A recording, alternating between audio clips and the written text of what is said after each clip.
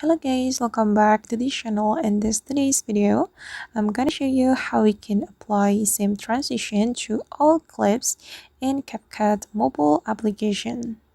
Okay, let's get into it. Here I have created a project in my CapCut application, and here as you can see I have imported some clips to this CapCut project, and I'm going to apply same transition or one transition to all these clips. Okay, first of all we can click on the transition button, this one.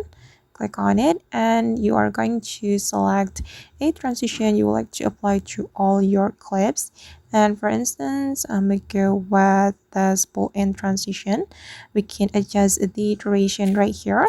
Once we're done adjusting the duration, we can click on apply to all. Okay, and now this transition has been applied to all my clips, and click on this check mark, and this is the final result. Alright guys, and that's how we can apply same transition to all clips in CapCut mobile application. I hope this tutorial will be useful for you. Thank you so much for watching. And if you found this tutorial useful, don't forget to like, comment, share, and also subscribe to this channel. See you in the next video.